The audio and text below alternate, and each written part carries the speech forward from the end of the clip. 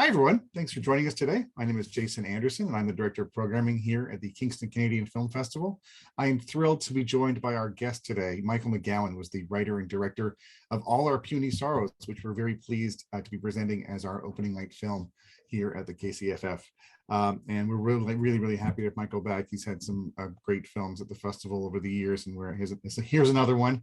So we're really pleased to have Michael participate with us. Great. And if you've just viewed the film and are joining us, welcome. We hope you enjoyed it. If not, be sure to check out our digital platform to get a ticket. And maybe you're even seeing this digitally, having seen our live in-person real world presentation, which we're really excited about for the film too, because it's been a while for all of us, I'm sure. But yeah, thanks. First of all, thanks, Michael, for coming and for participating. We really appreciate it. That was my pleasure. Thanks for doing this. And as I said, it has been, I mean, for every filmmaker, it's been, there's all kinds of challenges for all kinds of reasons, but what's it been like, sort of, I guess you're sort of just coming to, hopefully a sort of, theatrical release for a film. And I bet you there's been many points where you thought, well, am I going to get one of those? Is this going to happen? Yeah, no, for sure. Like when we were deciding whether to go in the spring or the fall, once it seemed like it was like, let's just wait till the spring and hopefully our chances will be better. And it, knock on wood with COVID, it feels like maybe we timed it right. So yeah, well, COVID is weird. We live in a weird world right now. But I'm feeling like personally right now, like the world is open. I've had on me, so until the next one comes, I want to try to live large. But it must be, and that's the thing I take in relation to this film, because I think it is something that it is it's timed for all kinds of reasons, certainly as an exploration of grief at a time like this. It has all kinds of resonance, but also just kind of as a film that I think is, maybe because of its subject, really kind of benefits from being experienced in a room with people. Is that something you found? Yeah, really so like every film, the only time I really watched the film is the premiere, because I just find it too painful to watch all of my mistakes. Anyway, so we watched it. We had a great premiere at TIFF, and it played. I played the Princess of Wales Theater, so there was 1,000 people in there. And it was a really interesting emotional experience, and I think there's something, and I saw it there, and then I just went and saw a film on the weekend. So I think that's the first film I've seen really since the pandemic started, and it's just a different viewing experience. And hopefully audiences will come back and want to be in theaters and experience films. We've all watched a ton of great stuff on our televisions or our computer screens or whatever, and it works. It's a great viewing experience, but for me, there's nothing that really replaces watching it in a theater. And that's it. Like, I think it's definitely true, and it's something. I'm really looking forward to seeing the film. When we were playing at Kingston, because I haven't had a chance to see it in a room. Like, I haven't seen a chance to see anything in a room hardly at all.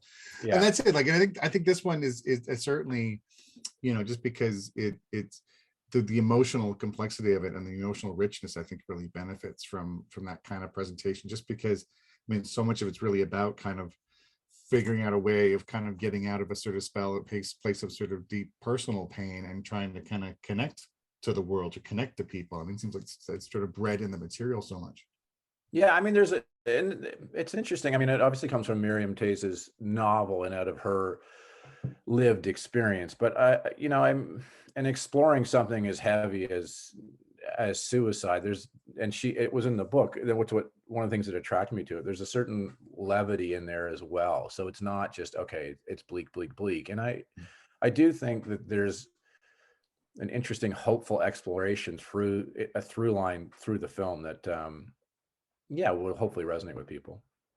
So getting back to Miriam's book, which is kind of one of our closest things we get to sort of a contemporary classic of CanLit, but certainly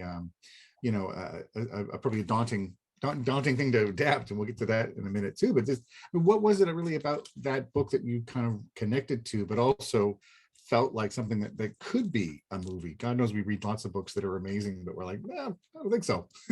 Yeah, I mean, I think that there was at least three great roles in there, and I thought, you know what, this is going to really, hopefully, attract great talent because of what's in the novel, and because when you're doing relatively small Canadian films, you're always trying to punch above your weight in terms of casting, and sort of how to get it out into the larger world. And I just thought if I did it properly, that would be a possibility, and it turned out to be that. And then I just hadn't seen an exploration of suicide like Miriam had presented in the book. And as I said, because it's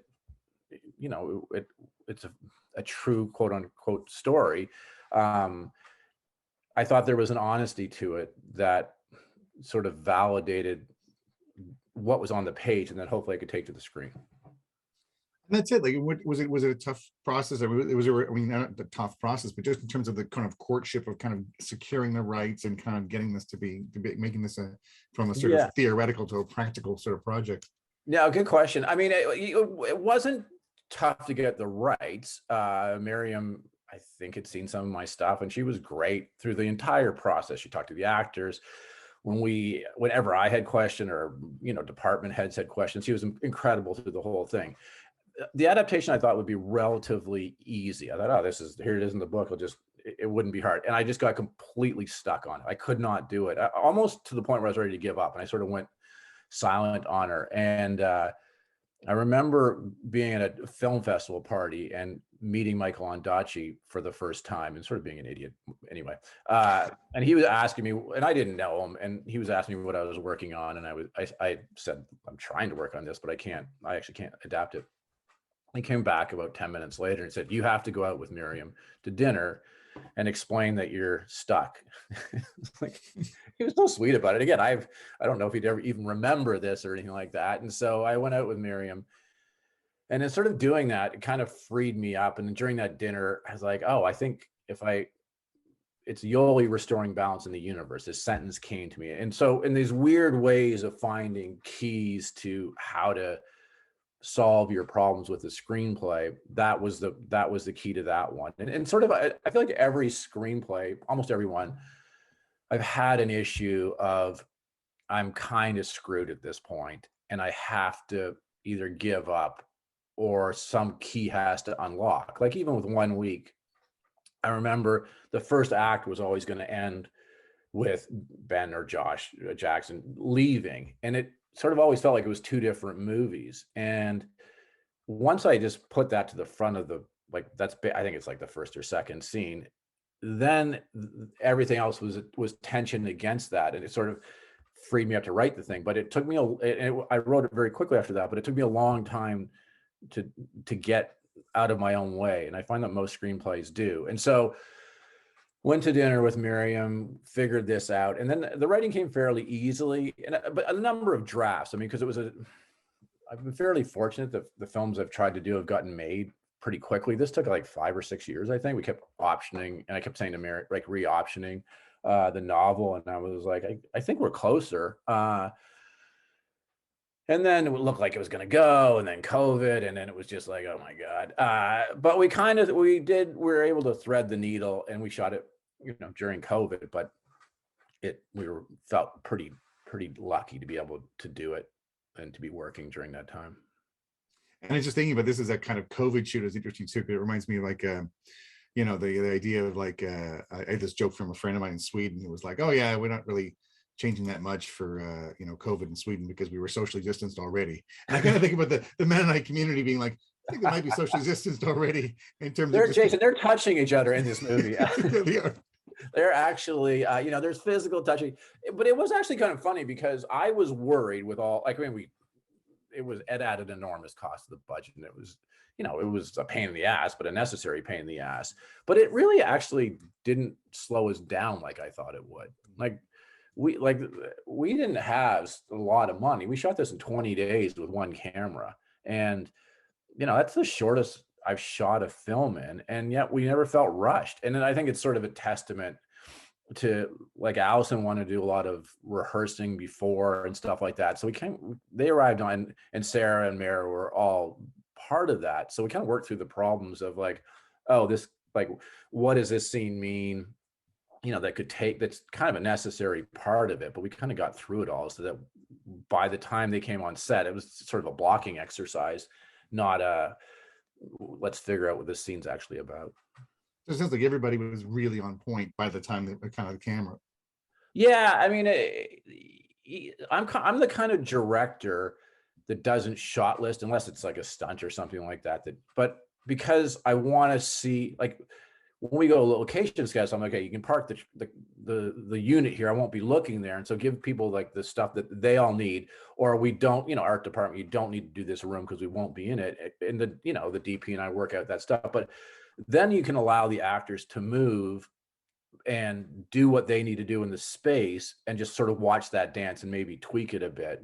And then it's amazing because I put a shot list, all you're trying to do is recreate something that's fake in a real, I mean, it's all fake, but in a quote unquote real environment. And instead of just sort of watching them and going, okay, well, I know we're going to get jammed if the actor goes way over here, and if there's a reason, we'll cover it. But if they can sort of go back over here and do the same thing, we can cover, it'll work for everybody's needs. And that's, so I don't shot list, and there's a lot of freedom, but yeah, we knew what we were doing in the sets and where we were going and how we were going to do it. And it really is. I mean, you can tell. I mean, these are. I mean, like, I mean, certainly there's great performances throughout, but those three key kind of pillars of those pillar performances are really. I mean, there is just so much they're able to do, and to sort of see them, kind of with each other and that kind of interplay. And I guess I'm curious just about kind of how, what the process was of sort of casting and sort of finding them, because you really kind of have, it's a I guess a triangle would be the thing with 3 points, but you really have to, everything has to fit together exactly right, and you really do here. Yeah, I mean, and sort of in doing it, it's a bit of math, like who's available, who will work with who. Like, we could have gone a number of directions, and we certainly explored a number of directions. They could have been 10 years older, the sisters, and that could have worked. And so it's really just trying to figure out, because it's just the rules of making films with telefilm and all that, like the first or second number 1 or 2 on the call sheet had to be a Canadian. And so you start trying to figure that out, and the number 2 was always going to depend on Yoli, on Alison's role. And once Alice, like, she was available, like, she was not really available. I remember the first call we had, she was like, I had my life planned out. I was gonna, like, basically, you're a bastard, but I'm gonna do this. And I mean, it was of course in joking, but we had this, so she was the anchor, then everything comes around that. And it's interesting with casting, the choices that you don't make and that you do make. And then somebody like Alison, who, I mean, I can't say enough good things about how beautiful her performance was, how fantastic she was to work with, everything. That you just feel like, okay, we got lucky. And then again with Sarah and Mira Winningham as well. And so that's, I don't know, the casting math is always just interesting, because I would never write for somebody unless I was working with them on it to say, okay, well, here it is for this person, because chances are they're not available or hated or whatever other 10 reasons. And it really is this. I mean, it's not like, there's so many things that are kind of like that mixture of design and happenstance that you just kind of have to capitalize on, whichever way your brakes are rolling, just to kind of keep go with that too. Yeah, I mean, I think that's the whole filmmaking process, because you can be really organized and really sort of drilled down, and then shit's gonna happen on a daily basis. And like, it's sort of like a monkey can direct 2 people talking if everything's going right. It's like, okay, here's the wide, the single. But like, there's every film every day, it's like what you think is going to be the problem usually invariably ends up not being the problem. And then, oh, it's this thing that's the problem. And that's kind of the fun of trying to, use everybody that you have at your disposal to sort of solve the problems. And I don't like it necessarily, like I want stuff to go sideways, and it doesn't. I'm not talking about sideways like, oh my God, but but that's kind of where the real directing, like, I anticipate this scene being 4 shots. Can I get away with it in a 2 shot, like, or sorry, in 1 shot, and still not jam myself? And you're always, when time's not on your side, you're always kind of hedging your bets on, I think I got it, let's move on, or I don't, we need one more. By the same token, like I was thinking about, we talked a bit about that, but just kind of finding light and hope in a story that's obviously going to be pretty somber just because of the nature of the subject. And I mean, was that something that was that kind of a piece sort of all the way through, including kind of with the performers on set, like kind of, are we going to get, because it doesn't have to be much, like it just, I mean, just little tiny bits that are going to that are going to be kind of things that you can kind of bring out, so it isn't just a thick dark cloud of a movie. No, like, you have to find things. Yeah, no, it's interesting because I mean, I never play the joke for the joke. Like it's not like, or I don't write it that way, and I don't want it to be performed that way. If it's funny, sort of not by the setup, but just because of the way this hopefully feels organic. And so there are times in editing when, like, she freaks out in the parking lot, and then she goes into an elevator and then sees her mother, and basically her mother's like, where were you? And she said, I had trouble parking. And the joke is, I had trouble parking in relationship to just the shit show that we've just witnessed. And in editing, we sort of go back and forth to say, okay, the joke works, we know people are going to laugh, but is it taking us too much out of the film, or is it necessary? All those kinds of questions. And then you sort of, like anything, you sort of give like the rationales, the pros and cons of each decision. But that one, we felt like, okay, if she wasn't self-aware enough to say, I had trouble parking, and no, that's the least of her troubles, then we might think she's completely unhinged. And so it's, and there's a rhythm to humor, like there's a rhythm to anything. And I think and I've sort of always tried to have some levity. I think everything I've done, because it's sort of like the idea that you can laugh at a funeral, like, in the saddest things, you're still cracking jokes about the stupidest things. And I believe the juxtaposition of those things, not that I'm trying to manufacture or say, okay, well, the joke has to be here, or even there has to be any jokes, but that those things existing sort of side by side is a bit of the whiplash, what it feels like when you're in these extreme situations. I think also, I mean, I think it also sort of speaks to these relationships, because that's kind of like how, I think you can sort of feel that between, the different family members. This is how they talk to each other. And that's kind of that edge of humor that is a piece of it, no matter what the circumstance as well. Yeah. And I mean, I think it's early in the film, it might be even in the trailer, but can we talk about my placement on the suicide note? And that's, I mean, it does speak to the way they talk and communicate. Like, that's really just like, I'm sitting down, we're not going to acknowledge it, finally I'm going to come around to it, and in a way that's sort of oblique and more interesting, I think, than why did you kill yourself, or not why did you attempt to kill yourself.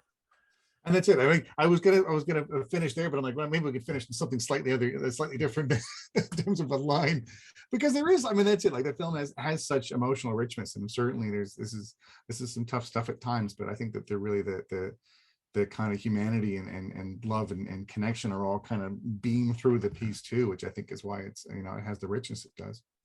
Yeah. I mean, there's certainly lots of complexities in that, and all of those relationships in the film. And I mean, it definitely came from great source material.